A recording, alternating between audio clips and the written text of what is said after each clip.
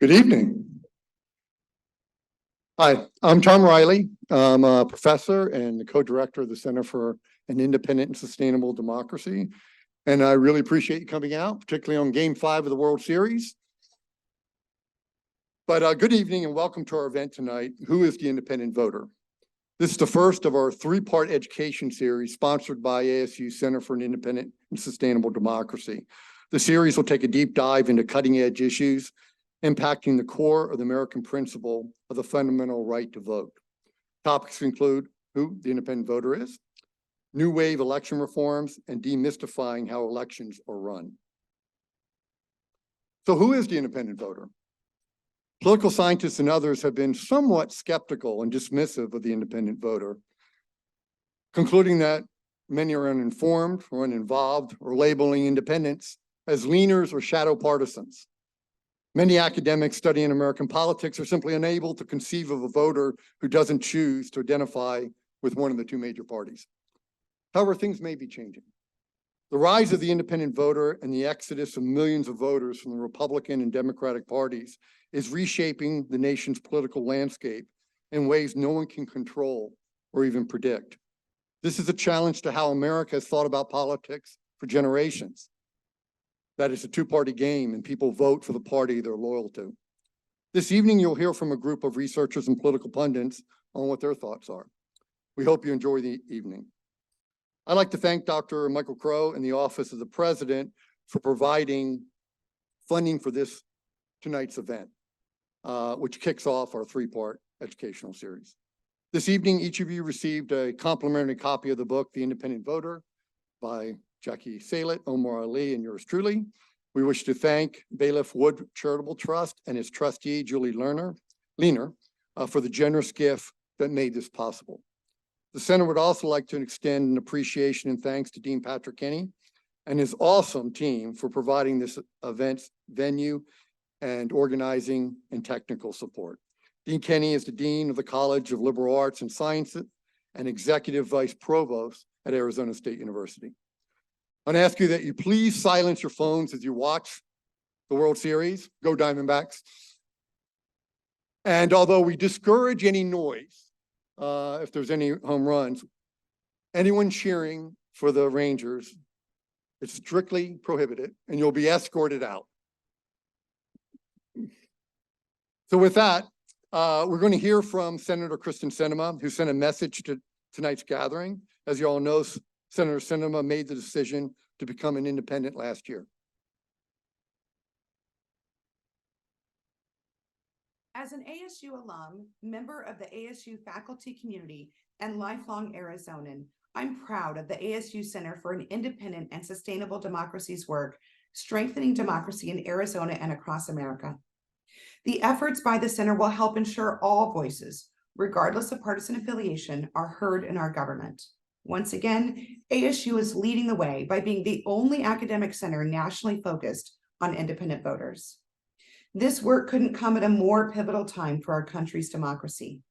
Right now, we all see a disconnect between what hardworking Arizonans and Americans want and deserve and what the two national political parties are offering. Americans are told that we have only two choices, Democrat or Republican, and that we must subscribe wholesale to policy views the parties hold, views that have been pulled farther and further towards the extremes. Many of us in Arizona and across the country believe this is a false choice. You see this represented in national surveys showing voters' dislike of the political parties and their leadership. And you see this in the growing number of voters choosing to register as independent. When I ran for Senate, I pledged to be independent, just like Arizona. I committed I would not demonize people I disagreed with, engage in name calling, or get distracted by political drama. I promised I'd never bend to party pressure, and I'd stay focused on solving problems and getting things done for everyday Arizonans. At the end of last year, as extreme partisanship continued to take greater control of both political parties, I joined the growing numbers of Arizonans who've rejected party politics by declaring my independence from the broken partisan system in Washington. Like a lot of Arizonans, I never fit perfectly in either national party. By becoming an independent, I've been able to show you can have a large, productive voice and role in shaping our nation's laws and securing critical Arizona priorities without pledging blind support to either political party. As an independent, I helped secure critical border and immigration resources to secure our border and keep Arizona communities safe. I protected pay for our brave Arizona wildland firefighters. I led the way for the Grand Canyon National Monument to be signed into law, and I continue to ensure that all Arizonans, regardless of background or political beliefs, had a voice in our government.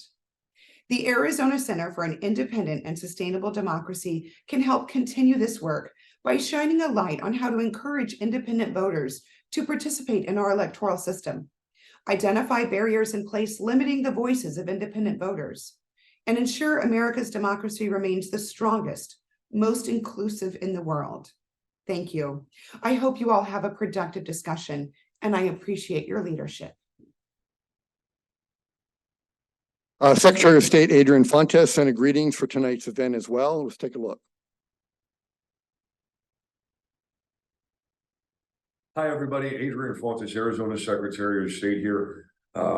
Thanking you for gathering with the Arizona State University Center for Independent and Sustainable Democracy and the discussion you're going to be having. Unfortunately, I cannot be with you today, and no, I'm not at Game 5. I am actually just finishing up some testimony in front of the United States Senate Rules Committee on elections security and some of the other very important issues that we're bringing to federal attention. In my place, Assistant Secretary of State Keely Varvel will be part of the discussion to make sure that all voters are fairly represented in Arizona and discuss some of the different ways that we can sustain, maintain, promote, and grow our democracy. Arizona State University is my alma mater, and it kind of broke my heart, not just because of the baseball game, but because I couldn't be there with you today. Thank you for continuing the discussion and continuing to promote and grow our democracy. Right, so the first part of our event tonight will focus on the research, then we're going to focus on the politics.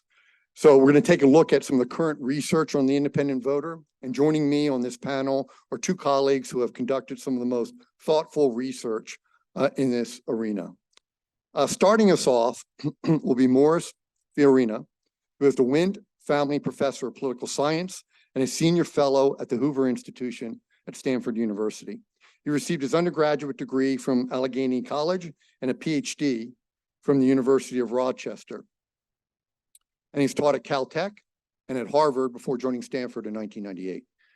Dr. Fiorini has written widely on American politics. One of my colleagues said he's actually a giant in the field. He has a special emphasis on study of representation, public opinion, and elections. He has published numerous articles and written or edited 13 books.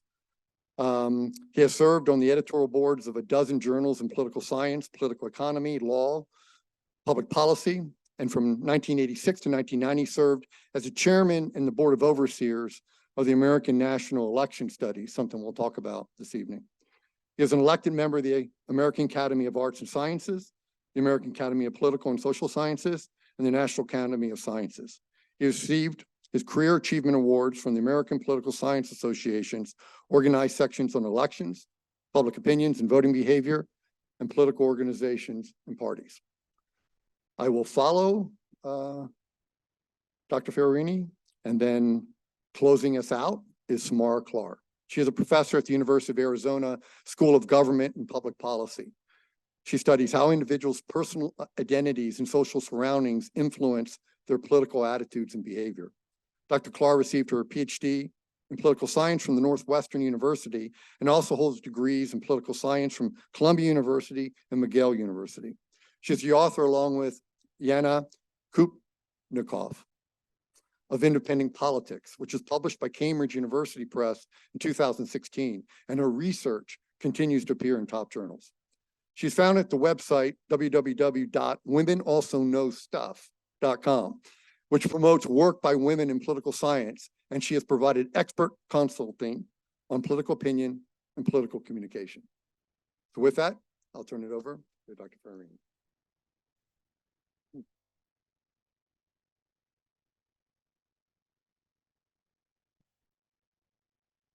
Thank you. And thank you all for coming when there's almost an insurmountable temptation to be doing something else at this point. So in the beginning, which for political scientists like myself is 1952. And the reason for that is that's when an organization now called the American National Election Studies began its long sequence of studying presidential and off-year elections as well. And in that year, they introduced a question on a measure of partisanship. There had been various other ways of looking at it over time, and this has become the gold standard, not only for the ANES, but for other polling organizations, including commercial organizations as well. And the way the question reads is, generally speaking, you think of yourself as a Republican, a Democrat, an independent, or what? Now, if you say I'm a Republican or a Democrat, then they ask, would you call yourself a strong Republican, Democrat, or a not very strong Republican or Democrat? And we call these strong partisans and weak partisans. If you should say, well, I'm an independent or something else, then we ask, do you think of yourself as closer to the Republican Party or the Democratic Party? Now, this whole notion of closer, they should have chosen a better term, obviously. What exactly does it mean? Does it mean I'm closer to the Republicans on tax rates to the Democrats? Or is it closer in the sense of I'm closer to my mother than my father? An emotional sort of thing. And it's an ambiguity that's simply baked in. If you look at this over time, the response to this question, we have a nice long time series now. Democrats in the 1950s were nearly a majority of the population. They've been steadily losing ground over the last 60, 70 years. Republicans have never got much beyond 30% and are still hanging in there at around 25%. And you'll notice the middle line, black line, is independents.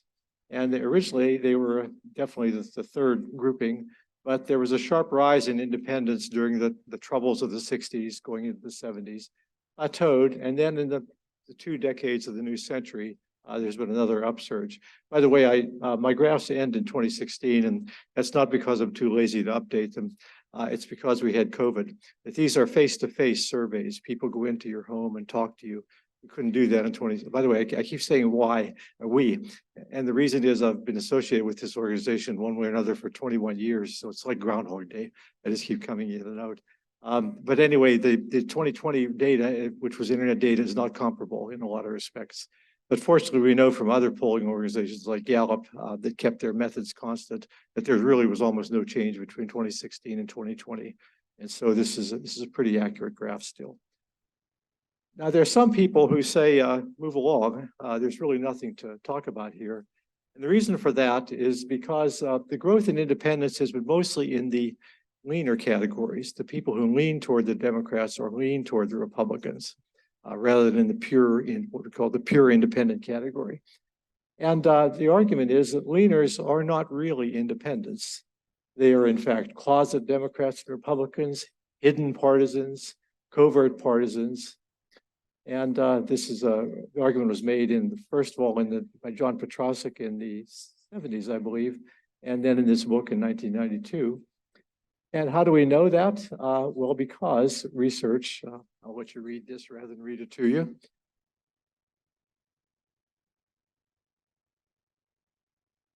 The word consistently here is a bit of an exaggeration. By my count, there are 3 studies which make this argument, but it seems to have been widely accepted.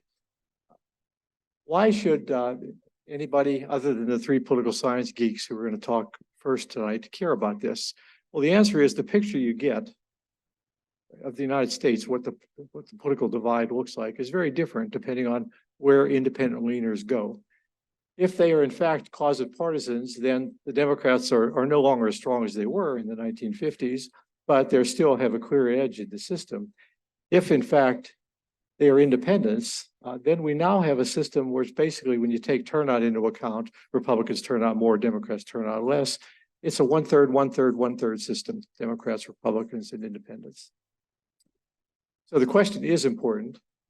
And the counter argument to the fact that leaners are closet partisans was first enunciated by a colleague, Phil Shively, who made the following observation.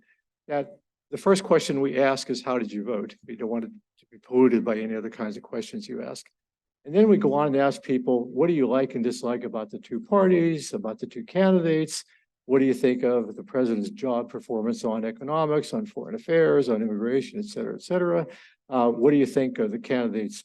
Intelligent? Are they honest, et cetera, et cetera? And then we ask party identification. And Professor Shively said, you know, after some independent is just giving you like 20 responses and saying, I basically like Obama better, they're probably going to say, I guess I lean Democratic. So rather than the cause of partisanship determining their vote, it's determining the vote. It's the vote determining their cause of not their cause of partisanship, the way they respond to that question. So the causal arrow may run from the other direction. How would you adjudicate between these two points of view?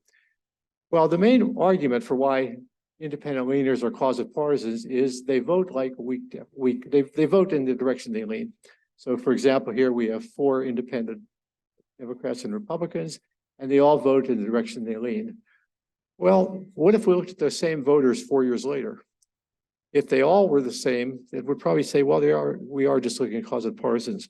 But what if it's the case that voter 2, who was formerly an independent Democrat, is now an independent Republican, and voter 4, who is an independent Republican, is now an independent Democrat, if they're flopping around from election to election?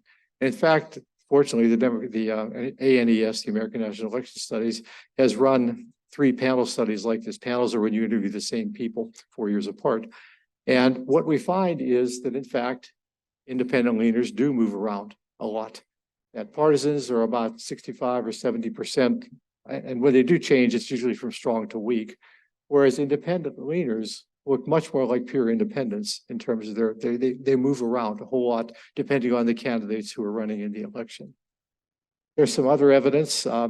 This is the bottom line here is the average of all the third-party voting since 1952. And as you can see, independent leaners are much more likely to vote for third-party candidates like independents than are the weak partisans and strong partisans, especially true with Ross Perot, who is the biggest third-party candidacy of recent years, where independent leaners, not as much as independents, of course, but independent leaners were much more likely to go with Perot than were the weak partisans there. And a little more circumstantial evidence is a colleague in YouGov ran this, put this item on in 2015. And again, you can see that independent leaners they're not like independents exactly, but they're not like weak partisans either in terms of not having a good view of how the parties fit their preferences. So sum up, independents are a big category. Some of them are closet partisans. Some of them are ideological centrists. Some of them are cross-pressured. They favor the Democrats on abortion, the Republicans on income taxes. Some of them are alienated. Some of them are uninterested. And Professor Reilly is going to tell you a lot more about what these people look like, and Professor Klar is going to tell you a lot more about how they think. But the general point I want to leave you with is they are volatile. These are the people who make the system respond to public opinion. If you look at how independents vote in presidential elections, 50-50 is where the independents split 50-50. The winning presidential candidate is almost always the one who carries the independent vote. The 3 exceptions to that are 1960 and 1976, John Kennedy and Jimmy Carter, where there were a lot more Democrats in those days. You could basically almost win with Democrats alone. And then, of course, in 2004, George Bush and Karl Rove doubled down on turning out the evangelicals, having a base strategy. Trump nearly won the independents in 2016, nearly lost them in 2020. If you look at the midterms, it's even more. That you see the Reagan Revolution back there in 1980. You see the Republican Revolution in 1994 when they took the House. 2006, that spiked downward. You see what George Bush called the thumping that the Republicans took in that year. Immediately after in 2010, you see what Barack Obama called the shellacking the Democrats took in that year. 2018, you see the Democrats taking back the House of Representatives as they did a few years ago. And one of the reasons the Republicans did not have a wave election in 2022 when they were counting on it was the independents didn't go along. So these are the people who sort of produce the thermostatic action in the American elections. That if somebody wins, they take politics too far to the left or too far to the right, and independents do a course correction in the following midterm. That's all I have to say. Thank you.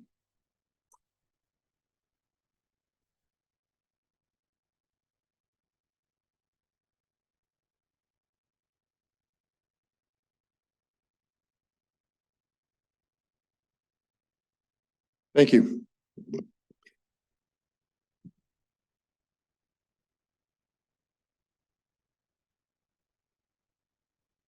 We're going to take a look at just some of the demographics on who the independent voter is across the United States.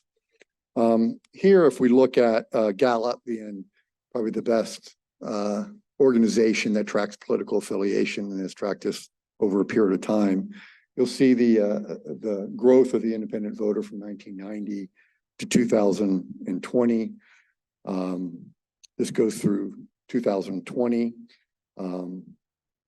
In 2020, I think the average of between 40 and 42% of the Democrat and Republican Party were about 28% apiece. We look at 2023 and look at Gallup by month, we'll see that independents peaked in March at 49%. And the last 2 months we collected in August and September was about 47%. Where the Democrat and Republican Party are evenly split, around 25 to 26% of the electorate. Start looking at some of the demographics on ethnicity and age, and veteran status is really interesting when we look at independence. And luckily, we have one of our panelists is an expert in that area, is a veteran himself. But I'll go over these, but about 59% of veterans, 31% of African Americans, 52% of Latinos, 43% of Asian Americans, between 52 and 61% of millennials and Gen Z. Kind of a busy slide right here, but if we look at veterans' political affiliation, according to Pew Research Center, both younger and older U.S. veterans are more likely than other U.S. adults to identify as independent or something else. While it's true that independents are more likely to identify as Republicans compared to the general populace, they're overwhelmingly independent, particularly when you break down the different age groups. An interesting phenomenon. I think one of our panelists will give his insights on that, about this population of veterans. Black American political affiliation, a nationwide poll of 1,000 Black Americans registered voters conducted in 2022 by KFF, formerly the Kaiser Family Foundation, revealed a full 31% of Black voters do not identify with either of the two major parties. The national Latino political affiliation from 2012 to 2022, according to two different surveys conducted by Gallup, the political affiliation of Latinos across the nation has been remarkably stable in the last decade. About 52% of Latinos identifying as independent or non-affiliated or not a Democrat or Republican. The National Asian American Party, in 2019, Pew Research found that among English-speaking Asian Americans who are registered to vote, 43 identified as independents and 6 identified as other. I find this group of young voters to be fascinating. You think of it, when many of us in this room grew up, we were always associated with the party, right? So we always had the political playbook to refer to when we were looking at ballot issues or looking at candidates. But now we have a whole generation of young people who have never been part of a party. And their indication is that they're not interested in joining parties.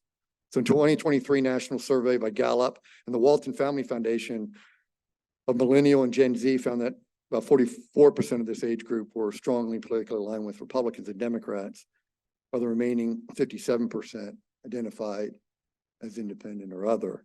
A 2022 report from Gallup found that 52% of voting age millennials and voting age Gen Z identified as independents.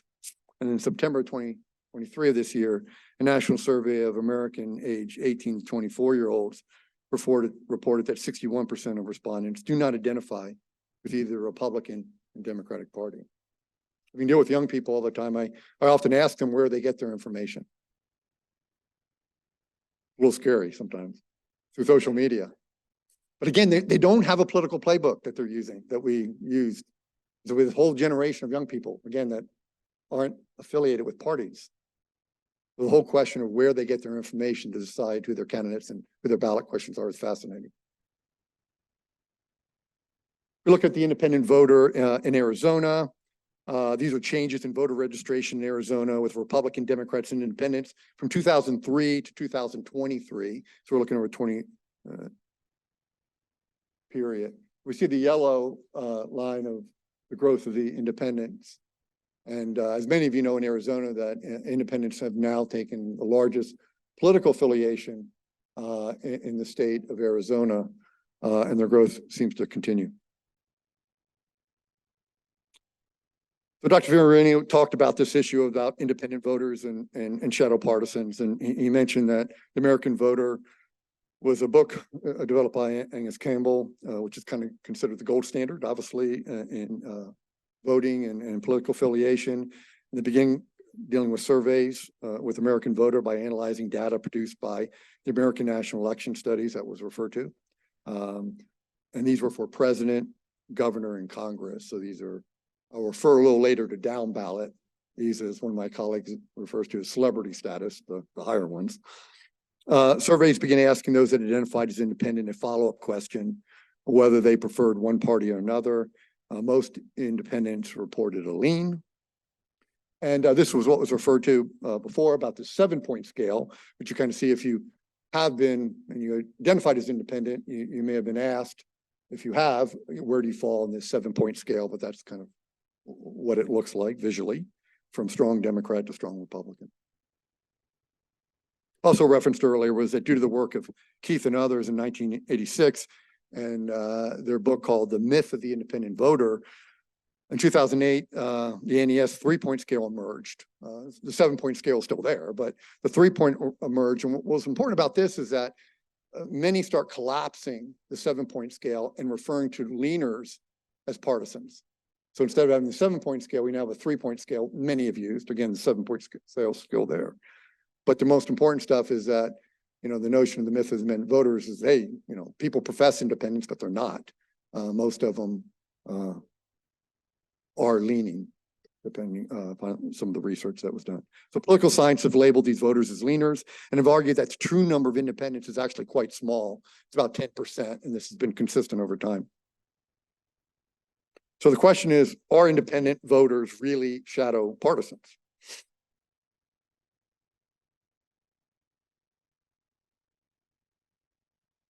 So based upon research that we've done at the Center for an Independent Sustainable Democracy, we believe that the conclusion that the vast majority of independents are leaners or shadow partisans is a fundamental misunderstanding of independent voters and their voting patterns. In our recently published research in the journal Politics and Policy, my colleague Dan Hunting and I, and Dan's here, analyzed the American National Election Studies data on political identification and voter choices from 1972 to 2020. And we observed significant volatility and loyalty to party among independent voters over more than one election. We found that independent voters were not reliably tied to their votes to one party or another. From one election to another, they voted Democrats, then Republicans, and then back again. We also found evidence that a sizable number of independents move in and out of independent status from one election to another, and many cases actually register as members of one party or another, sometimes differently from one election to another. We suspect that's a function of political candidates running at any given time. It also reflects the fact that many states don't allow independents to vote in primaries or otherwise restrict their participation to primaries by requiring them to choose a major party ballot in order to vote, which we do in Arizona.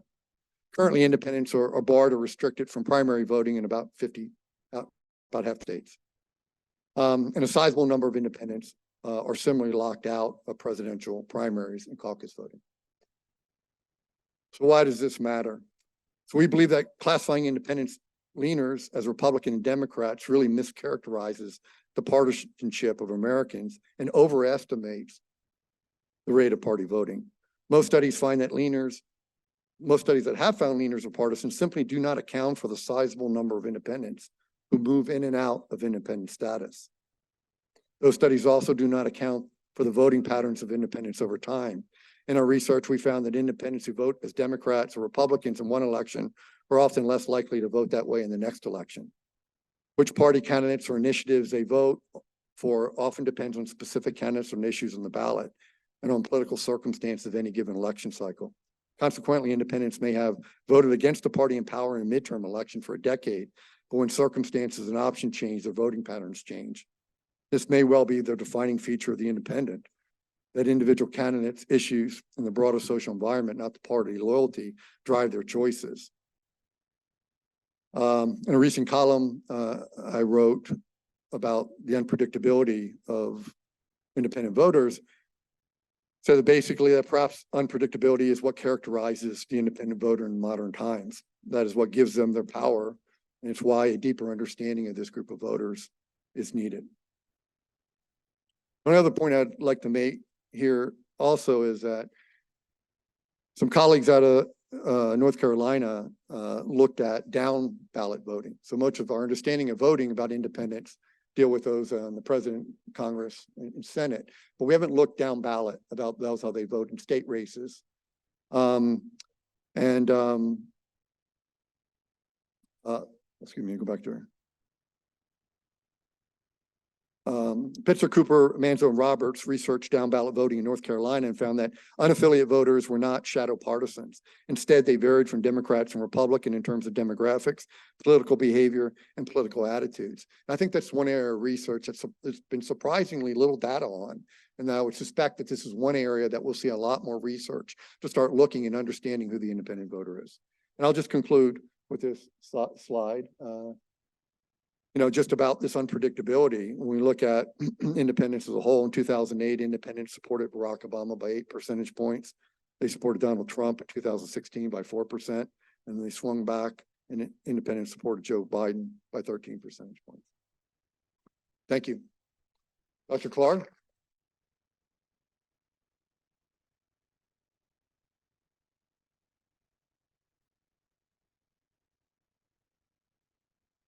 Thank you so much for having me. I'm really happy to be part of this panel today, talking about one of my favorite topics. I think probably all of us feel that way. So one of the questions I get most often when I'm asked about independence is, there's so much polarization right now in America where Democrats or Republicans, specifically at the elite level, are moving further and further apart from one another ideologically. And it's never been clear to Americans how different the two parties are.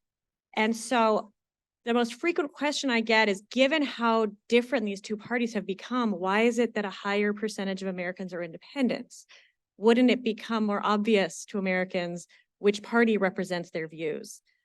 So the question that I'm going to talk about today is a question I've been researching for about 10 years now, and that's why do Americans call themselves independent?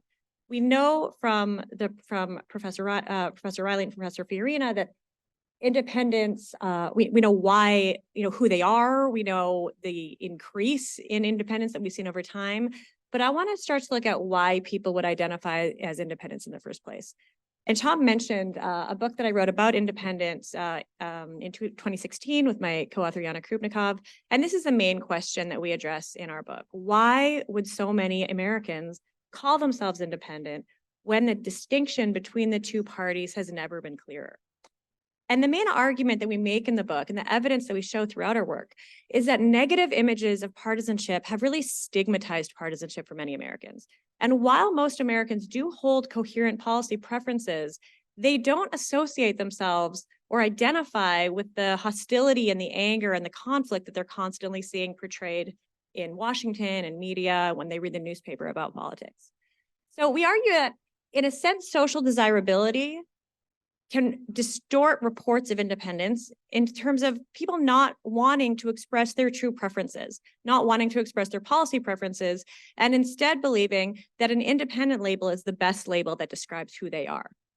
Now, independents may vote for their favorite party, and we have seen that. Independents do vote. Independents, particularly leaners, are quite engaged. They're not disengaged. They're not unknowledgeable.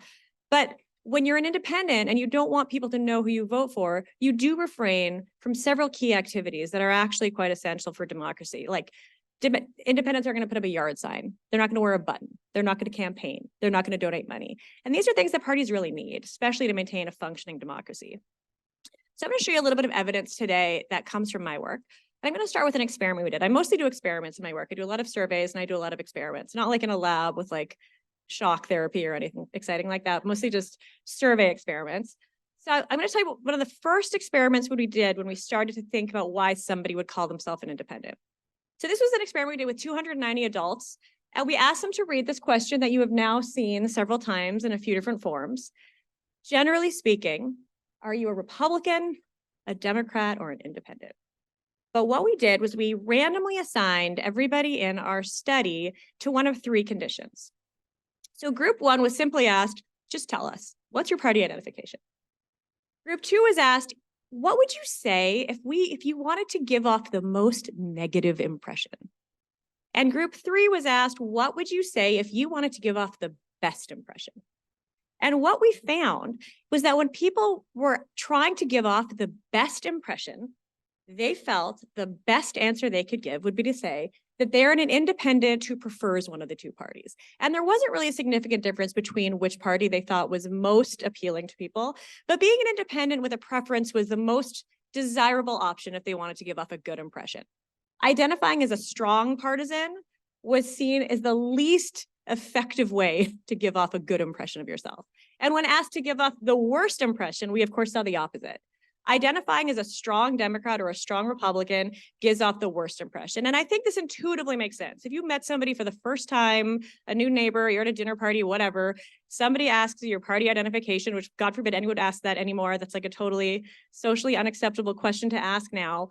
You would not say a strong Democrat or a strong Republican. That would be a terribly off-putting response. So it's really independent that we know gives off the best impression. So we wanted to test this a little bit further. And throughout the book, I'm only going to show you another couple examples, but we wanted to see to what extent does this impression of independence hold when it comes to people's face-to-face interactions. So we conducted a second experiment where we showed everyone this face. Now, this is a computer-generated face. There's some program, I think these scientists are at Cornell, and they will generate an artificial face for you, and you can give all these traits. And we asked the computer program to give us a normal face, average on every trait. So now you know that's what a normal face looks like, apparently. And we had all of our subjects look at this face.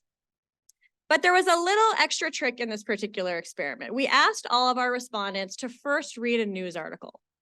Now, some of our respondents were asked to read a news article about partisan unity in Washington, which I know is hard to imagine, but we created a fake article, probably, I don't remember, where Democrats and Republicans were working together, they were getting along. The other half of our subject pool was asked to read an article about partisan disagreement, so about Democrats and Republicans fighting in Washington. After they read the randomly assigned article, they all saw this face. And for some of the respondents, we said, this is a Democrat. Others were told, this is a Republican. And a random third was told, this is an independent voter. And we asked our respondents to rate this face on a variety of traits. Now, what we found is that after reading about partisan disagreement, a significantly larger portion of respondents said that this face, when told it was a partisan, was physically unattractive. When reading about partisan unity and then told that this face is a Democrat or a Republican, far fewer people found the face unattractive. This is the only dating advice I give generally in my research. But what we see scientifically is that independents are seen as more physically attractive. We also found that the partisan is viewed as more unlikable. Now, what's really important here, aside from the fact that the partisan is seen as less likable, is that this is particularly true after people are reading about partisan disagreement. When people are reading about partisan unity, we don't find that effect. So when someone's reading an article about Democrats and Republicans getting along, then this face as a partisan is not seen quite as unattractive or unlikable.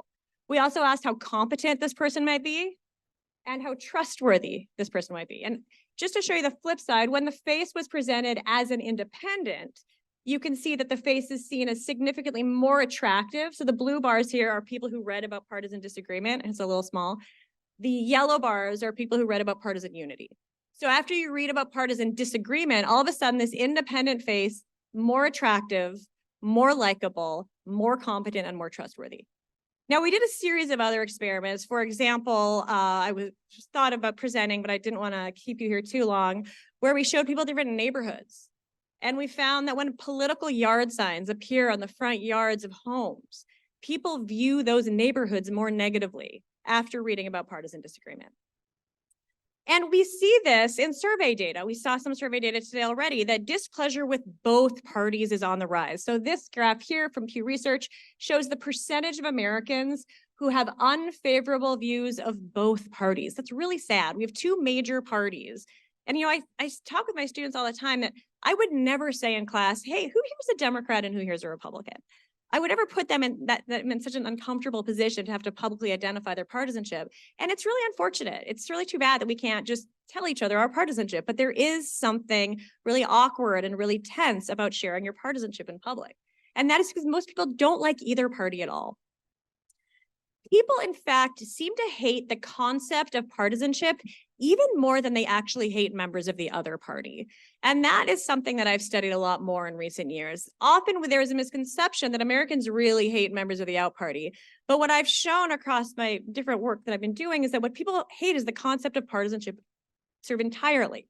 So there's one famous study actually by Dr. Fiorina's colleague, Shanto Iyengar, who argues that people are really unhappy with the notion of their child marrying somebody from the other party. And this study was widely reported. Some of you are nodding your heads like maybe you've heard of this one before, where they asked people, okay, how happy or unhappy would you feel if your child married somebody from your own party? How happy or unhappy would you feel if your child married somebody from the other party? And they find these crazy findings, like people are more unhappy with their child marrying somebody from the other party than they are marrying somebody from another religious group or another racial group. Like this is like the big division now.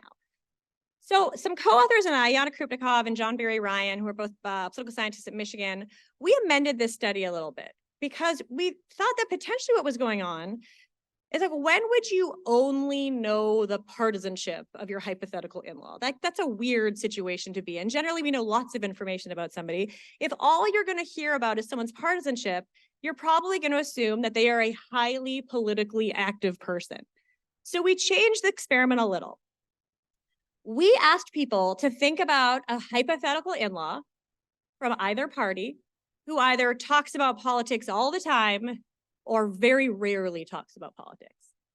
And what we found is that when we said, okay, what about if your child marries somebody from the other party who rarely talks about politics, people are actually fine with that. It wasn't that people are upset about their child marrying an out partisan. It's just when all you know about your child's significant other is their partisanship, you could probably assume they're going to be talking about politics a lot. In fact, we found that even when the hypothetical in-law shares their partisanship, they are very unhappy with that marriage if this person is frequently talking about politics. People don't want an in-law regularly talking about politics. They don't really care what the partisanship is. And that is because Americans do not associate with constant conflict and aggression and fighting about politics. And this has, in many ways, driven them away from the concept of partisanship itself. What we see is that polarization among parties is, in fact, highly associated with distancing oneself from your party. So the data I'm showing you here is not mine. This comes from McCarty and Shore. They put together a data set where they calculate the polarization score of every state party across the United States. So this is the data they have for Arizona.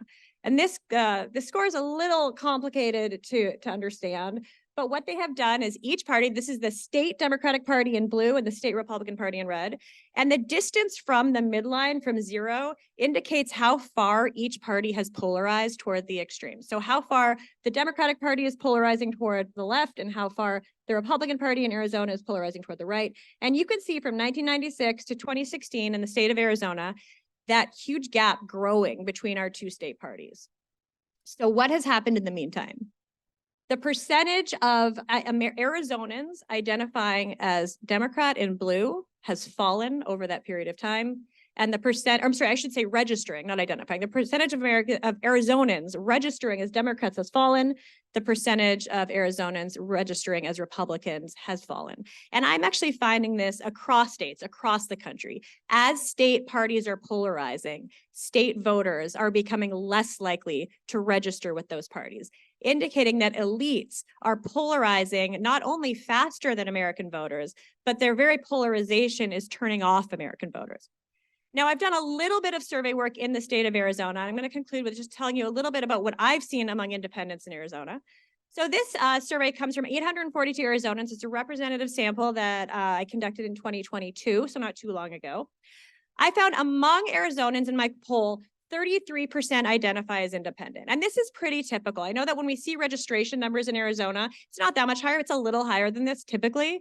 Registering as an independent typically occurs with higher frequency than identifying as an independent in the survey. But still, we found 33% who say they're an independent.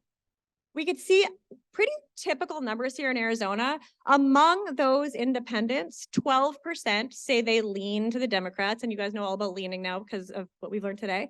10% say they don't lean at all. So 10%, which is pretty much dead on with what we typically find in surveys, say they're an independent. They do not prefer either party. 11% lean to the Republicans. So in 2022, it's pretty much even. Now, the challenge for independent candidates in Arizona is this. If we look at all independents and we ask them, what is your ideology? Generally speaking, when you think about your political views, not your partisanship. Partisanship and ideology are two very different concepts. We know you're independents, but when it comes to ideology, are you a liberal, are you conservative, or are you moderate? But what you see here is that about half of independents say they're moderate, but about a quarter say they're liberal, and about a quarter say they're conservative. So when people say to me, well, you have 35% of Arizonans registering as independent, an independent party or an independent candidate is going to clean up in Arizona. And this is why we don't see that. Independents are an ideologically diverse group. Not only are they diverse, but they're typically quite evenly split. Now, it is true that 50% of independents are moderate, but that 25% who are liberal and 25% are conservative probably disagree on a fair number of issues. If we look at all leaners, so we're excluding those who don't lean, and typically independents who say they don't lean are less likely to participate in elections than the independents who say they lean, just generally. So let's look just at the leaners. Among only the leaners, the number of moderates now drops. About 43% of Arizona leaners are moderate, 29% liberal, 29% conservative. So this is the challenge for third parties. And I talk a lot, I mean, sometimes Jan and I joke that since we wrote this book about independence, sometimes we get just like random people calling our office asking us if we think they could run as an independent or how they do as an independent. And this is really the challenge for third parties. Independents are cohesive in some ways. They reject the aggression and the hostility that is associated with partisanship. But ideologically, they're a very diverse group, and that is the challenge in running as an independent. Independents are not a cohesive voting bloc. Now, we've already heard that they're volatile, that they may switch back and forth, but they are not a cohesive voting bloc who are ever going to gather en masse. Now, with RFK Jr., I'm getting a lot of questions about whether RFK Jr. has a shot. It is very difficult to cobble together a group of people that are split so evenly. And many independents, most independents, hold cohesive partisan preferences. They're not ignorant, they're not disengaged, they're not unknowledgeable. They have very diverse views.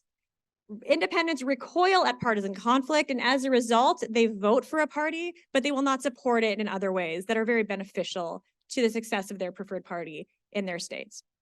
So I will conclude there, and thank you again for your attention and for being here tonight.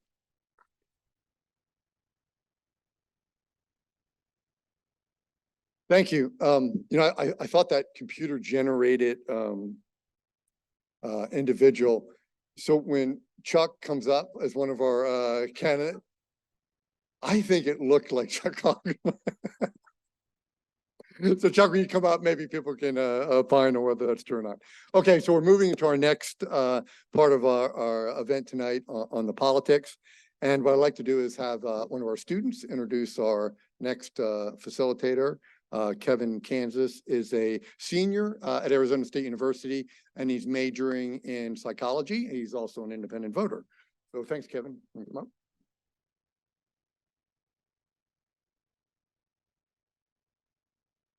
Hello, everybody.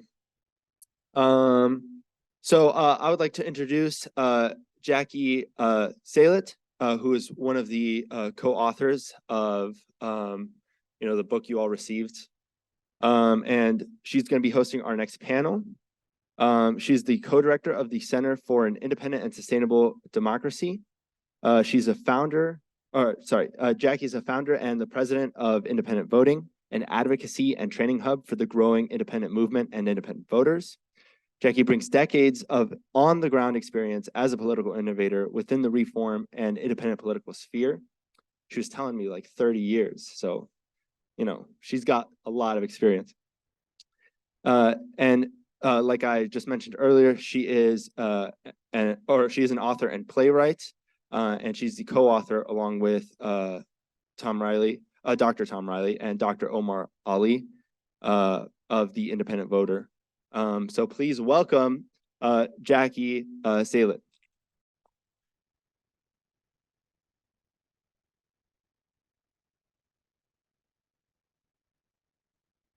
Thank you so much, Kevin. Can you all hear me? Yeah, great. Yeah, it's really great to be here with you. And I just want to take one moment here to publicly acknowledge how important it is to me that Dr. Thom Reilly came to me and said, hey, let's start this center and let's take a deep dive into the independent voter and let's kick up some dust and open some new kinds of conversations. So Thom, I just really appreciate that so much. And it's really been a wonderful experience to be housed here at ASU. So thank you to the university and to you, Thom, for that. I loved hearing the opening presentations here. I love hearing the work. Just one comment to offer here. Samara, I think what you've done is so brilliant because you've tapped into the American dislike for two major institutions, political parties and in-laws. And that is very important information to have.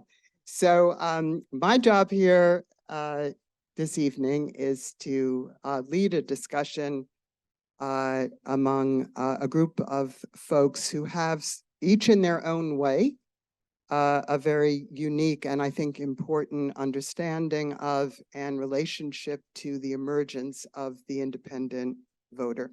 So I want to ask the four panelists for this section to come up and take seats. And that is Eric and Keely and Chuck. And Joe, and then I will formally introduce each of you. Thank you.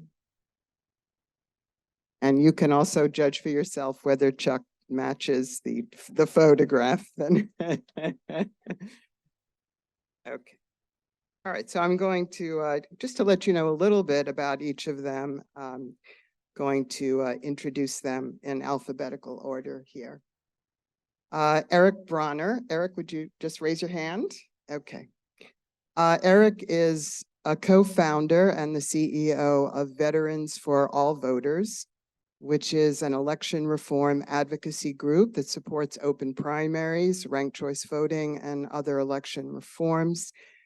Eric graduated with honors from the United States Naval Academy and served for 8 years as a naval flight officer, mission commander, and Navy ROTC recruiter and instructor. He received his JD from Washington University School of Law.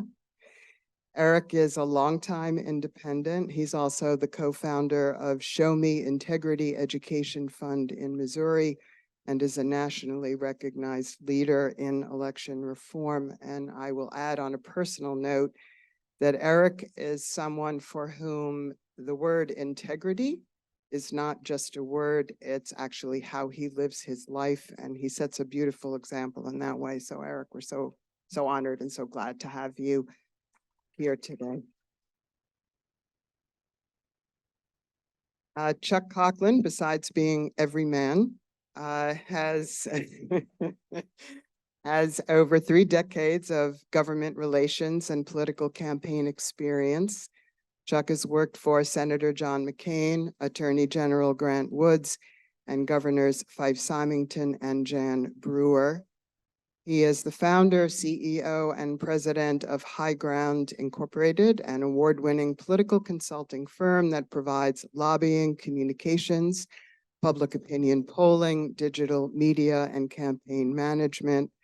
And Chuck is a 5-time winner of the Arizona Capital Times Best Political Operative Award. I've known Chuck for about 10 years, and I will tell you that he is definitely someone that you want to have on your side and also by your side. Chuck, it's great to have you here. Thank you for being here. Joe Garcia is the executive director of CISD CPL Action Fund, a nonprofit advocacy organization, and serves as vice president of public policy at Chicanos por la Causa, a nonprofit social services organization.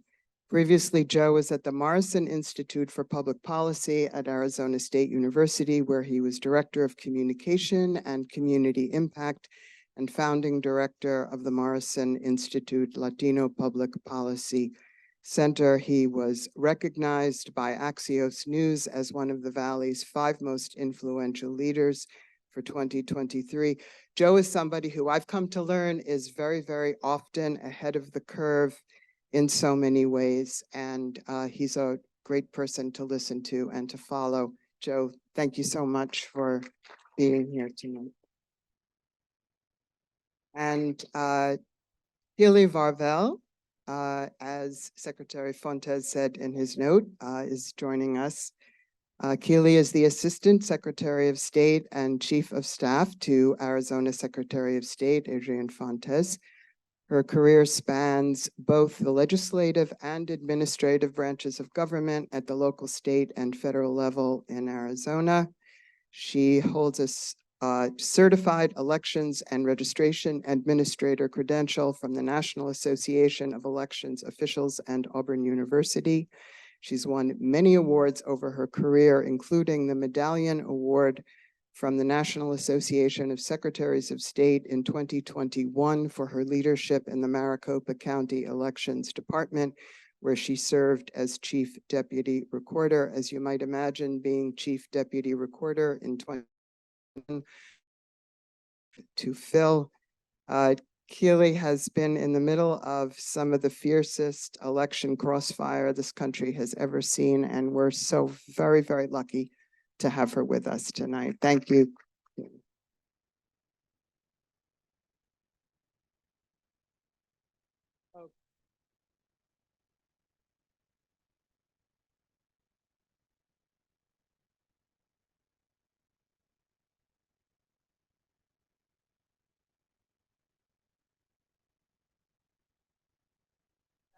This is on? Okay, wonderful. Okay, great. All right, so Keely, with your permission, I'd like to start with you. And here's what I wanted to ask you, if you could share some of your thoughts on. And as I said to you when we chatted on the phone the other day, you know, the researchers are debating the existence of the independent voter. But meanwhile, we have here in Arizona, almost 35% of the state is registering as independent. And I take it you don't debate whether they are. If they say they're an independent as far as you're concerned. Okay, so this is now the largest pool of voters in the state. Could you just give us a quick recap of what the numbers are? Are you expecting those numbers to grow? And could you give us just a little bit of insight into what their status is, when they can vote, when they can't vote, and what are what's the turnout rate looking like among these voters? Well, I feel like, thank you for that. And thank you for having us here or on behalf of the Secretary of State. So some of the data you already saw about Arizona is accurate. It's been like a third for quite a long time. Democrats or unaffiliated voters surpassed Democratic registration in 2011 and basically have not, Democrats have never gained the, one of the top two spots since, except for briefly in the 2020 election. But generally, the Republicans have still been the top group that's been registered in Arizona. There have been a couple of elections where they've fallen down, and then most recently they've again increased to where where independents are now the number one group among registration. However, it does vary. So they've been the number one group in Maricopa County for longer than that. So it sort of depends on the county you're looking at as to how the data shakes down. I think an important point from all the research that I was getting is that in Arizona, there's just not, or across the country really, independents don't have a lot of choice but to vote for Republicans and Democrats. And I did want to point out a few things about our system specifically in Arizona that I would say some might argue kind of rigs the system against independents. The first is the primary system, which was mentioned. In 1998, the voters passed a constitutional amendment which at least allowed independents to vote in elections, in primary elections, but independents have to request a ballot. So the rest of everybody else gets a ballot automatically mailed to them. But independents have to take that extra effort, kind of go over that extra hurdle to actually request a ballot, and they only can get one. They have to choose. I'm going to vote all Democrats or all Republicans. They also are not eligible to vote in the presidential preference election. So that has resulted in a lot of confusion. And as an election administrator, that's really difficult for us. In fact, I would say probably the reason that my boss, Adrian Fontes, is in the position he is in now is because of the confusion over this in 2016, when you had the Sanders campaign and the Trump campaign actively recruiting independents to come vote for them in other states in the presidential primary election. But those folks weren't eligible to vote in Arizona, but they showed up and they demanded to vote and they stood in long lines and they were turned away. And there was a lot of anger and frustration and, and confusion. And that still exists to this day. In fact, that's, one of the things that keeps me up at night is we've got the March 19th presidential preference coming up and independents aren't eligible to vote and they don't know that necessarily. And so we've got to try to educate them and get the word out. I would say the way it specifically is rigged against them is it's very, very difficult to run as an independent in Arizona for office. For the US Senate race that was mentioned, you would have to have over 43,000 petition signatures to qualify for the ballot. By comparison, Democrats and Republicans need around 7,000. So 43,500 signatures to 7,000. I mean, at this point, a lot of police groups are deciding it's easier to become a political party because that takes 34,000 to become a political party. And then once you're a political party, your candidate only needs 12,000. So all these, or I'm sorry, 1,200, not even 12,000. So there's all this gaming of the system to try to, get people who want to be something other than a Republican or a Democrat on the ballot. And then just the last thing I would mention is in the election administration world, the law is very biased towards Republicans and Democrats, particularly when it comes to observers of the process, the different types of places, like you'll sometimes see observer in a polling place or watching people tabulate ballots. Republicans and Democrats are the only people who can have those jobs because the county parties are who decide who those folks are. So if you're an independent, you're not even represented in the observation process. And in the hand count audit, which is where we do a limited hand count to try to check the efficient or the accuracy of the machines. Again, it's run by the party. The parties are the only people involved in it and they select the people. And so there is no independent representation in that process either. Well, thank you for painting that picture. It's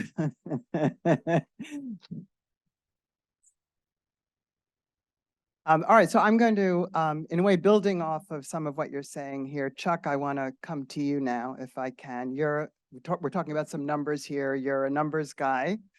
And also, for those of you who don't know, Chuck is one of the folks in the state who's driving the initiative heading to the ballot now, which would set up a nonpartisan primary system. It would abolish taxpayer, but we can clap for that. Abolish taxpayer subsidies of partisan primaries and make the ballot access requirements equitable for all candidates, right? So Could you talk, I know you've been doing a lot of polling on this, and of course, Tom and I did a survey. We came up with some similar results that you did. But could you talk a little bit about what your polling revealed about how independents feel about this initiative, the reforms that are going in this direction, and how central do you take independent voters to be to actually passing the initiative once it's on the ballot? Thanks, Jackie. Open primaries, as we just discussed, is incredibly popular with the electorate in Arizona. If we can focus on that as an issue, we'll win.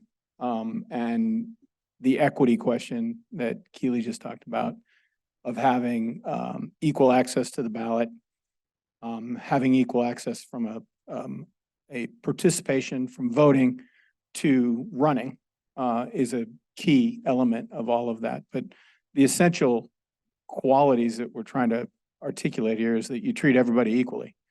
Everybody gets treated the same. There's no special treatment. As Keely just articulated, it is, and Tom's research shows the largest part of the electorate now is nonpartisan. And it's like, well, why do we have to see the electorate through the lens of a partisan? It doesn't make sense anymore. It hasn't made sense for a long time. But what we're trying to do is disrupt that process. It's massive disruption. I'm reading Elon Musk's bio right now, and he's quite a crazy man, but extraordinarily disruptive. I mean, he's an incredible disruptor. So I tried to DM him the other day, and he doesn't allow DMs to him. So trying to get to Elon here because we need a lot of money to do what we're doing. And I think he'd be attracted to this because he's like one of these people who's not happy with either political party either. And so, you know, what you're trying to get done and what our research shows is the notion of an open primary is immensely popular. We consistently got over 60%, you know, as I think our research showed here, you know, unaffiliated voters don't really agree on anything. They're a very diverse group of people. They do agree that we should all be treated equally. And that is a massively supportive. You get well over 60% of unaffiliated voters support that concept. And so that is one thing they do all agree on or uniformly agree on, that they want to be treated equally. And so that's the research which, you know, led us down the direction that we are going with our focus is on the primary. I know that begs a lot of questions in terms of how to run a general election, and we have a variety of opinions in our organization on how to do that. We, in our initiative, remain agnostic about it because what we do is we essentially tell the legislature and the governor that they have to come up with a system that can approve. You can move up to 5, or you can move no less than 2. And if you move more than 3 or more, you have to rank the ballot. So we constitutionally make ranked choice voting legal with what we're doing, but we're not mandating it. Because what we found in our research is when you go to tell people, hey, let's go change the whole primary system, that's a mind blower for a lot of people, right? That's a lot to digest in and of itself. And so we didn't think it was prudent, and our data showed it wasn't prudent to be definitive within the constitutional context of how we're going to run the general election. So we adopted this agnostic view, which allows the legislature and allows the flexibility of the constitutional document to change.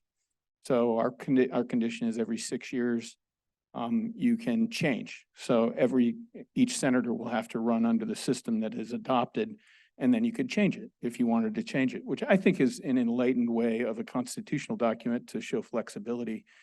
And as we do all know, and I think some of the research showed this as well, is that younger voters are more overwhelmingly supportive of ranked choice voting because they understand it.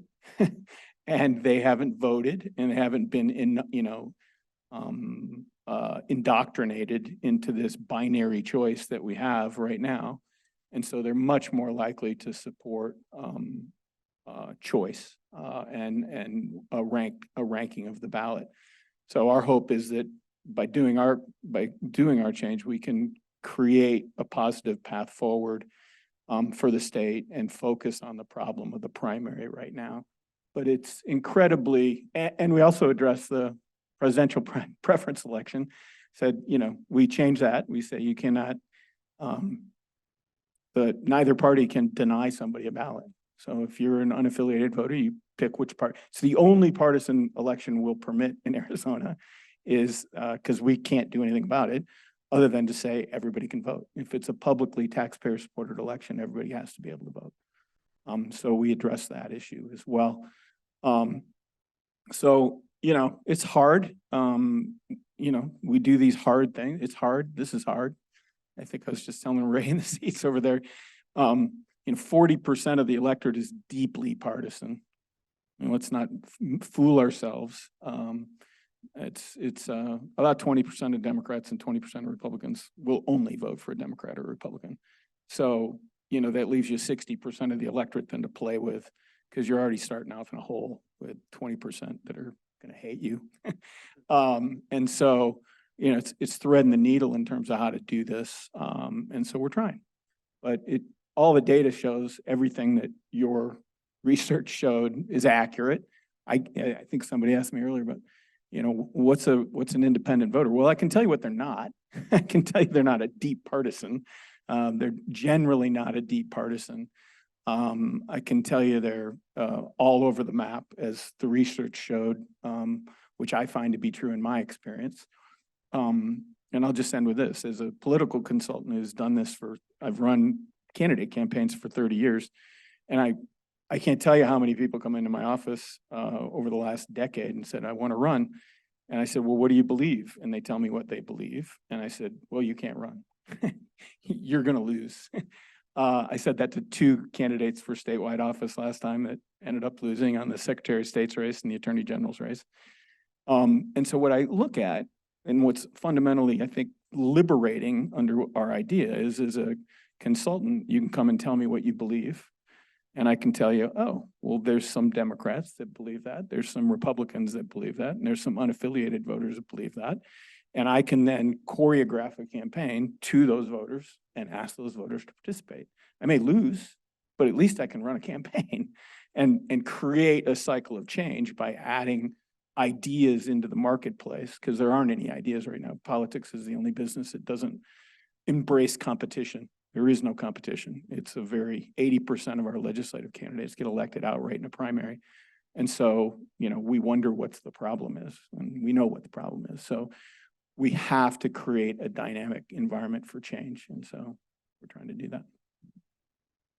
Well, thank you, Chuck. I really appreciate your also underscoring the point that while independents are very diverse in their views on issues and ideology and so on and so forth, that they are united on the question of fairness. And that's what this campaign is going to try to tap into. And so I think part of what we're talking about here also is, like, what is the power, what's the nascent power of the community of independent voters? And here, maybe to take a look at this question, I want to turn to you, Joe, and ask you if you could talk about this. You know, when Thom did his demographic presentation, of course, you know, he highlighted different communities and the size of the independent voter trend within those communities. And among Latinos, those percentages are very high. Nationally, the number that he pointed to was 52%. I think I've seen studies in Arizona that put it at about 40 or 41%.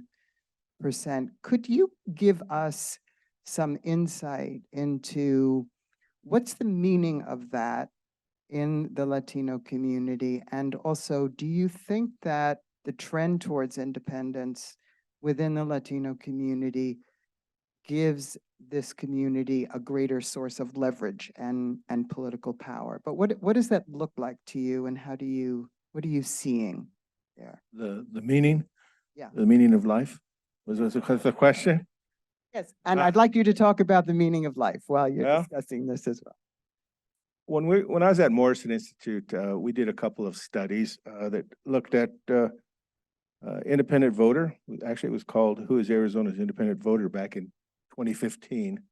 And then we also did another study in 2018 on Arizona's primary elections, primarily forgotten. So it's kind of interesting that these two intersect because they do.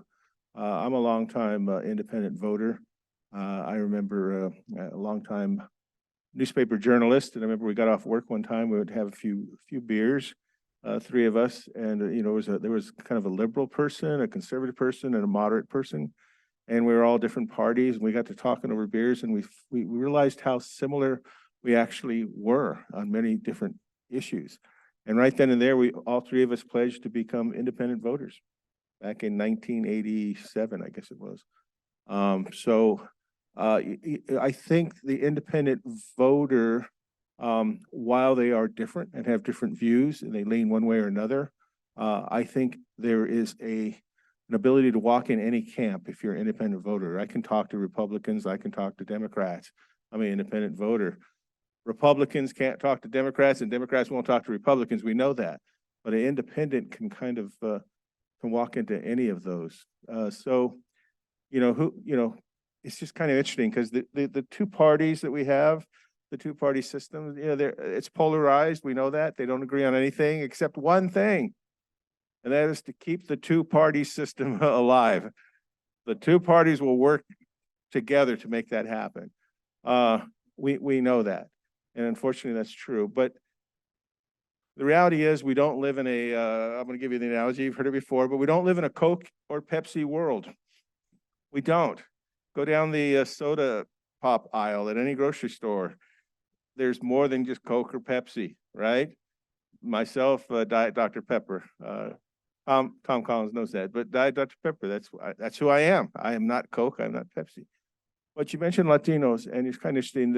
The reason that more Latinos are not registering with either party is because Latinos are a largely young population, median age of about 26. My age, right? The median age for non-Latino whites is more than a dozen years older than that. So a big difference. So younger people generally are tired of a two-party system, which they see doesn't go anywhere. They've witnessed the arguments at the Thanksgiving table. They've seen the polarization. They've seen the demonization, all of this stuff. So they want something else. So they're looking for something else. So they go no party registered or no affiliation. Independence with a small I. That's important. It's a small I because there is no independent party here in Arizona. It's a small I. But I think what is in that is kind of the great hope that we have as a nation to come together as a nation and to solve problems as a nation through compromise and talk is in that middle ground. It doesn't necessarily mean it has to be moderate. It can lean conservative, can lean progressive. It doesn't matter. But that middle ground is where I think is the problem-solving mechanism for our country and for our state. And I think that we're starting to get more and more. We're finally training the media, and I'm a former member of the news media, but we're finally training the media that quit talking about Republicans and Democrats, Republicans and Democrats, Republicans and Democrats. Let's talk about some independents. We know that it's a third, and right now, independents, small I, are number one here in Arizona. Let's talk about independents. Let's see where they are. There is the middle ground, but we have to educate. We have to educate the two-party system, and we're no longer going to live by a two-party system where one seat owned by one party, one way or the other, they're going to steamroll over the other party. That is not government. That's not healthy. That's not a healthy democracy. So my firm belief in our nation and our future is through the independent vote, including in the primary, where too often elections are decided. 80% of legislative races in Arizona are decided in the primary. Mostly independents don't vote in primaries, largely because many of them feel like they're not even allowed to vote. They don't know they can vote. So there's a lot of education that needs to go on, but I think that area of compromise and moving this country forward truly lives in that center area of the independent voters. And for Latinos, young Latinos, they don't believe necessarily either party is the answer. So they're going it alone, thinking that middle ground is where it's possible. Thank you, Joe. And we have talked about the Pepsi Coke thing for many years now, so I'm glad to hear you talk about it again. And I like what you're saying about a kind of like a hopefulness and looking for a new ground to get on to be able to solve problems. And here, Eric, I want to turn to you. And again, you know, when in Tom's presentation, he showed those percentages and numbers of veterans, particularly veterans between the ages of 18 and 49 who identify as independent at 59%. I mean, that is just really an astounding figure, which it's been pointed out is 12 points higher than the general public. So I wanted to see if we could explore that a little bit here. And of course, you are a veteran. You've served our nation in uniform. And I'm curious, I'm really curious to know how you think about, both from your own personal experience, but also from speaking with veterans all across the country. What is the connection between having served and making the decision, the choice to identify as an independent? What is that about for you and for this huge portion of the veteran population in our country? Yeah, thanks, Jackie. Thanks everyone for being here. And of course, I'm speaking for one veteran. Veterans are a giant cross-section of our country. But I do have the great privilege of meeting with and speaking to veterans from all 50 states. And the stories I hear about why people decide to be independent or don't choose a party, or in fact, many active duty folks I speak with say they don't even vote because they don't want to be perceived as partisan. So for some people, they're very concerned that they know their duty is to the Constitution. They know their duty is not to a party, and they don't want to be viewed as partisan. But I think also when we do swear that oath, right, we understand that there is something much bigger than parties. And I just, across the board, I find veterans, even my partisan veterans who are partisan, are very independent minded in general. And of course, there's exceptions to that, but there's so many veterans who want to continue serving our country, but they don't want to have to be forced to do that in a partisan way. And our current system doesn't really give nonpartisans, independents, many opportunities to serve. Sometimes I joke, if our nonprofit could get a donation of $100 for every time I've been told to just pick a team, Eric, we would have met our fundraising goal for last year. And the other thing I was going to mention, this is a future t-shirt idea I have, all the different names for independents in states. In New Mexico, it's declined to state. No party preference, you down with NPP. Unaffiliated, nonpartisan. The confusion around just the terminology makes it so hard for people to understand, to some of the points that have been made tonight, that if you're an independent, sometimes you show up to vote and you don't know that the rules in your state might be different than the state where you served. And so the system being complex and convoluted is one of the ways that Coke and Pepsi continue to sell more Coke and Pepsi. And we need our theory of change at Veterans for All Voters is, at bottom, these are structural flaws. It's a systems level problem. It demands system level solutions like what Chuck is working on here in Arizona. It's just really hard to get people to pay attention to, because all the air, all the oxygen in the room is, are you red or blue? Are you red or blue? Don't throw your vote away. Don't vote for that third party person that you're just throwing your vote away. Well, there's a solution for that. We don't need to keep banging our heads against the wall. There's different ways to vote. It doesn't have to be first past the post, winner take all. So anyways, I'm going off on a tangent here, but those are just some thoughts.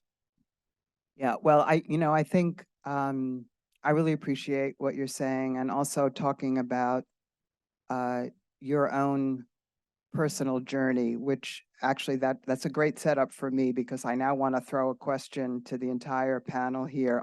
And Keely, I will exempt you because you're a government official if you want to be exempted. But my question is, I wanted to ask each of you if you, and Joe touched on this in the story in the bar, but but I wanted to ask each of you to just share when you made the decision to become an independent and what were the circumstances that pushed you to do that. Chuck, I'll start with you down at that end. Wow, I can get colorful here too.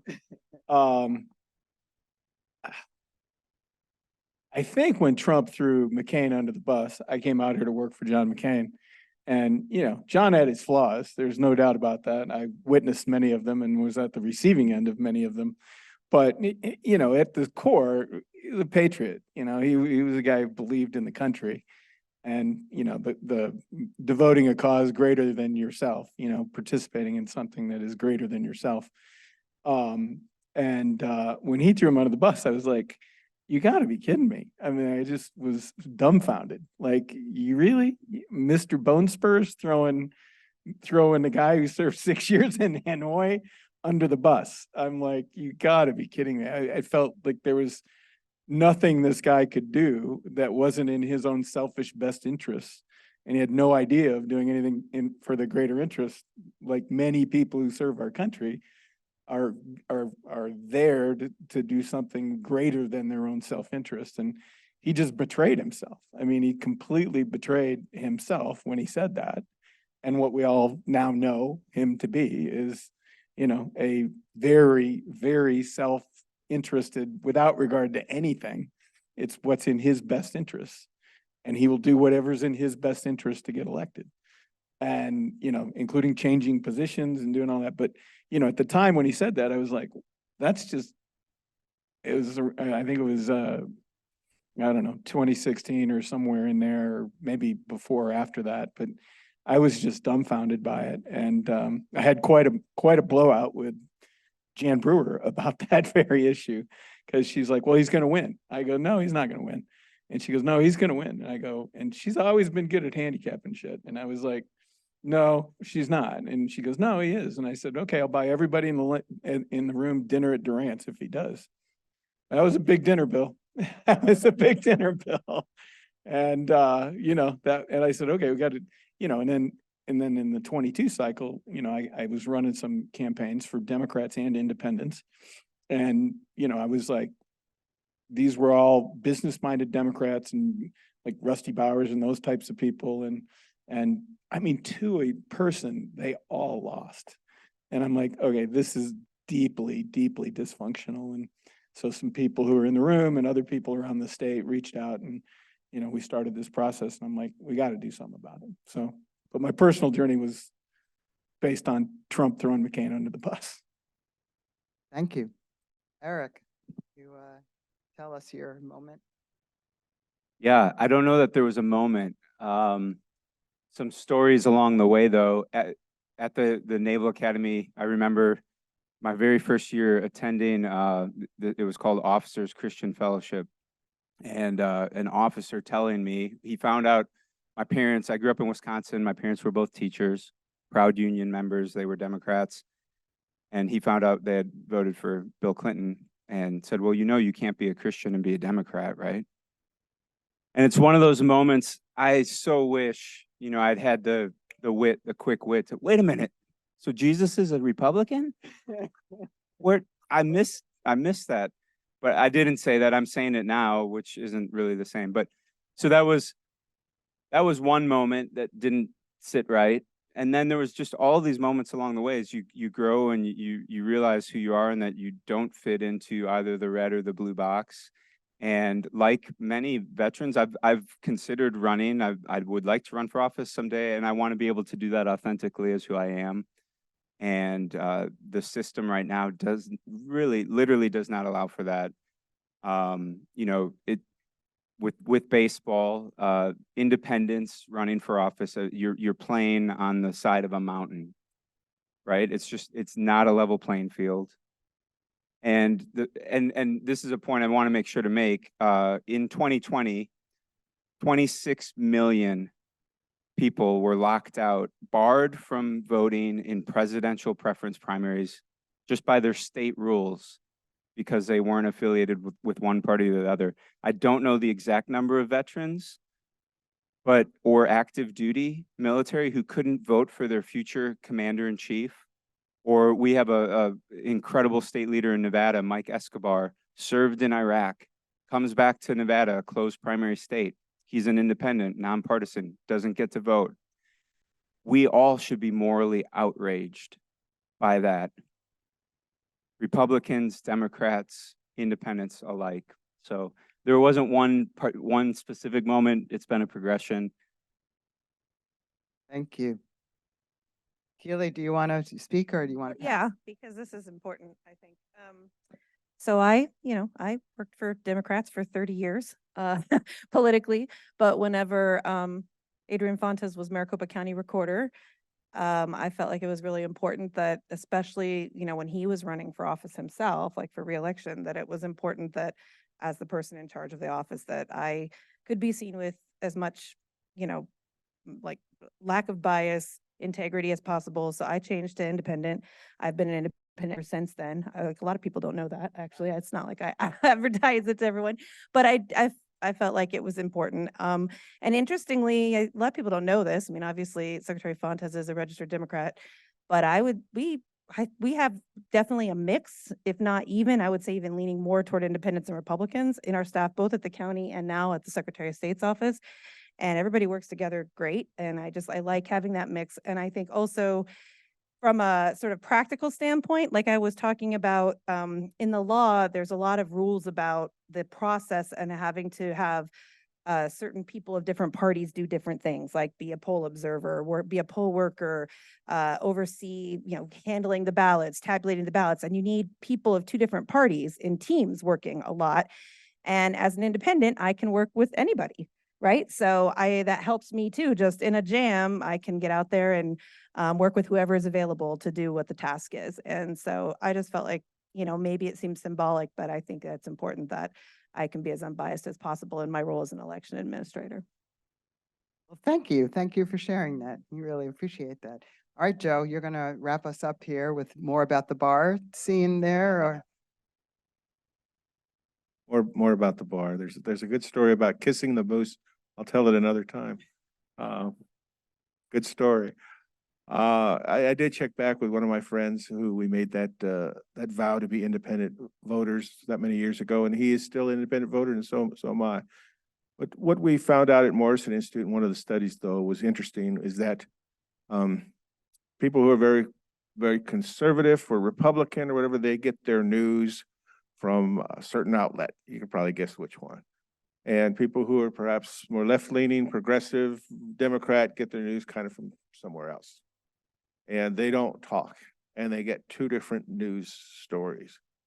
What was interesting in this study in the research was the independent voter could walk into either camp and share news. Like, hey, did you know such and such, or this number? Actually, this is the number.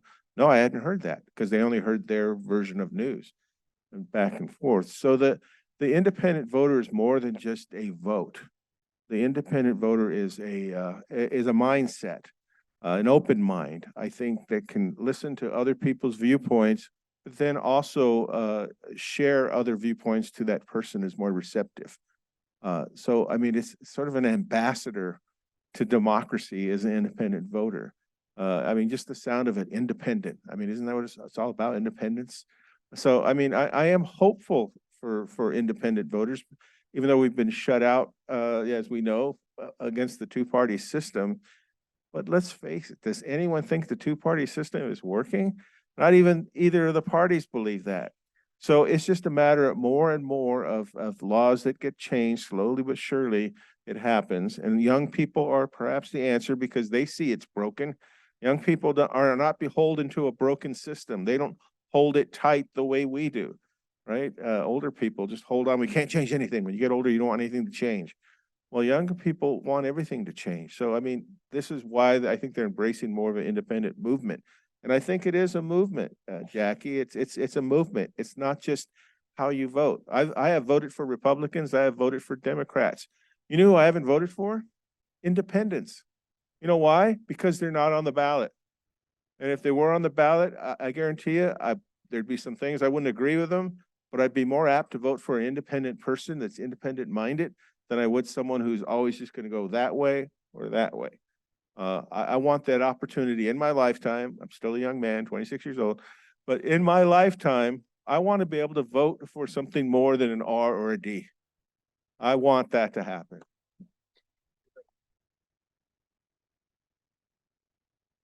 All right then. So thank you for sharing your views on that. Now, we could not let tonight's event end without actually asking 3 Arizona independent voters to come up here and share with us their thoughts on what they've heard tonight. So let's thank these 4 panelists for their wonderful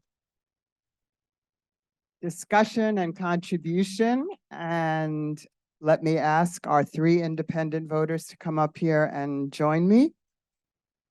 And we're kind of going to do like a lightning round sort of situation here. So thank you. So let me introduce these folks to you. Directly to my left here is Dr. Ray Kimball. Dr. Kimball is a retired U.S. Army officer with over 20 years of service to our nation. He is a founding member of Iraq and Afghanistan Veterans of America, and he lives in Gilbert. Thank you for being here, Dr. Kimball.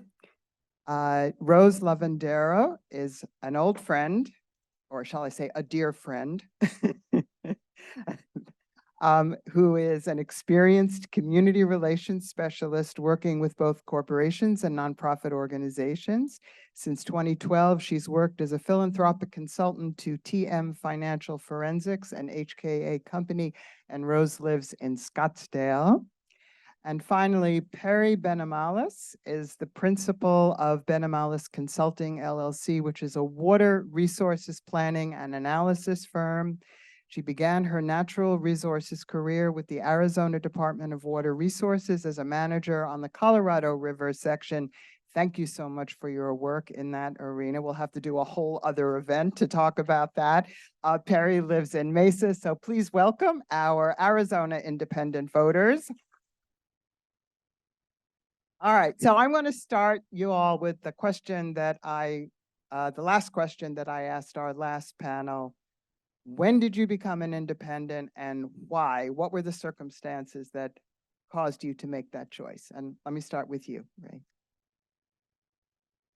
Yeah, absolutely. I will confess that I'm a relative latecomer to the status of independent voter. I was a registered Republican for almost 30 years, for most of my voting history. And then in 2020, the Republican Party lost its mind, and I refused to be associated with it anymore. I could not in good conscience continue to associate myself with an institution that was just fundamentally, as I saw it, breaking faith with American democracy. And so I chose to become an independent at that point, and I haven't looked back since.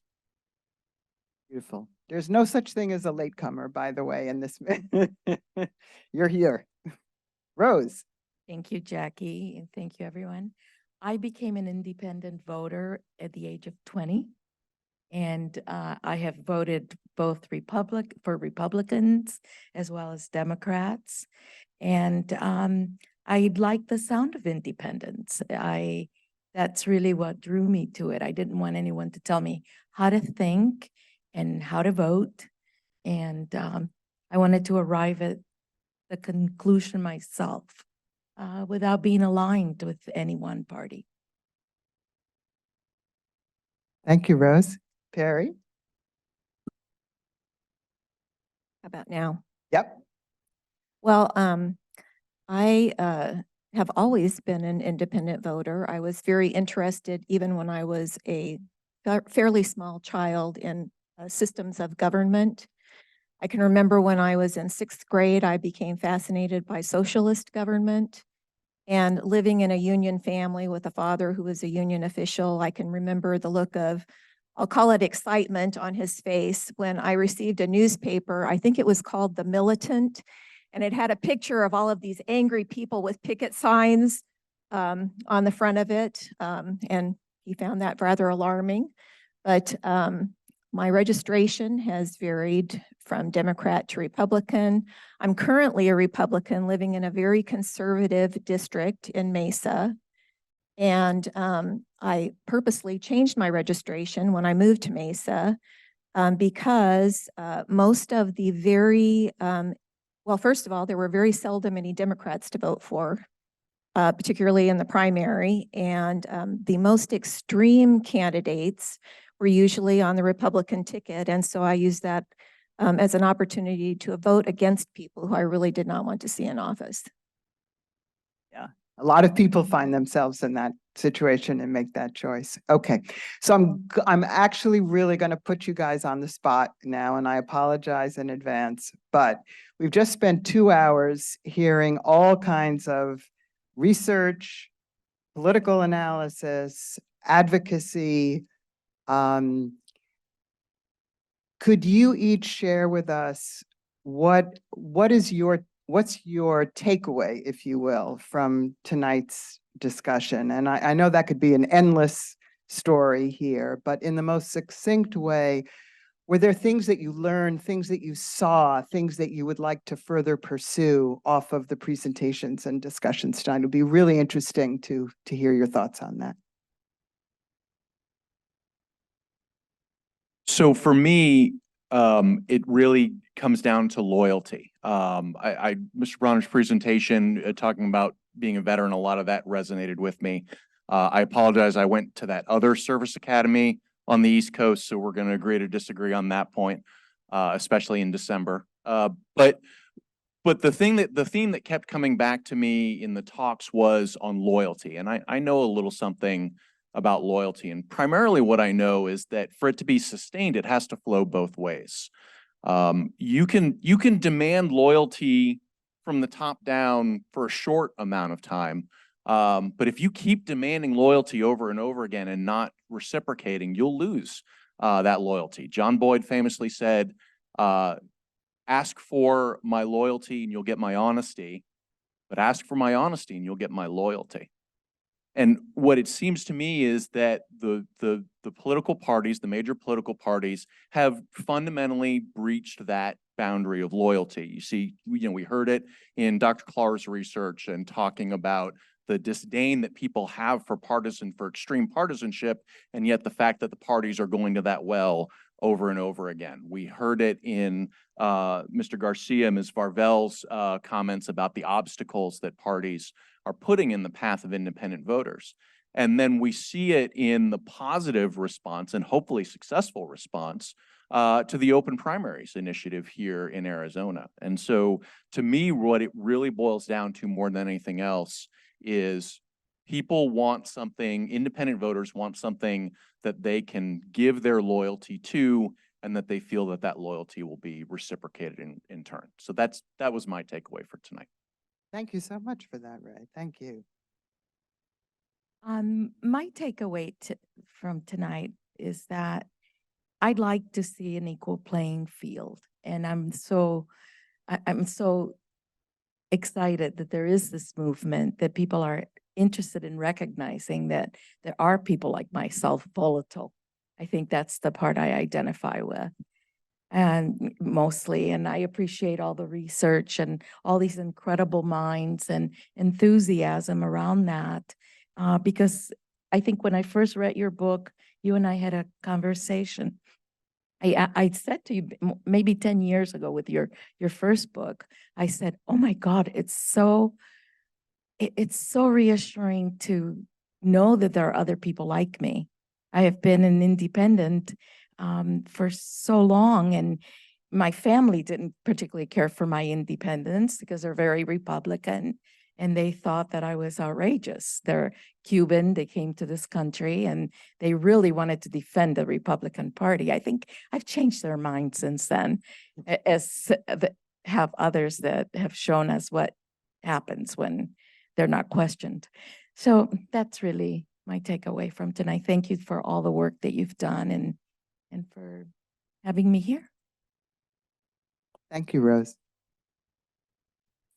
Well, I heard a lot of information tonight, which wasn't terribly surprising to me. I think that a lot of the research supports what my anecdotal sort of understanding of the independent party would be. One thing that I was very interested in hearing about, and I enthusiastically support the initiative. I think it's the Make Elections Fair, is that what it's called? Enthusiastically support that, and really would like to see us have a system that does not have those barriers in place for people who want to run as independents and for people who want to vote for independents. I do think that there are other barriers, though, that are very significant as well. One of them, or they're related to one another, and that is that the party infrastructure provides organization for candidates, and it provides money for candidates. And that is something that is a very substantial barrier to seeing more independent candidates.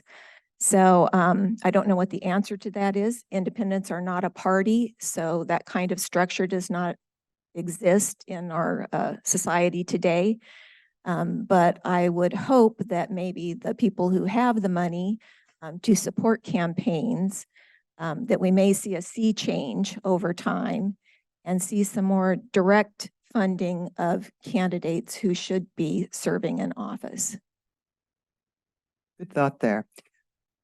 Thank you so much, the three of you. Wow, you really packed a lot of response into a very short time, which I really, really appreciate so much. And it's great to have you up here and be part of the conversation. Thank you to all of you for coming out and spending the evening with us. We really appreciate your presence, and we hope you'll come to the next one, because this is part of a series, right, Thom, that we're going to be producing out of the center. So thank you, all the panelists and speakers. Thank you to the researchers, and thank you to all of you. Get home safe, everybody.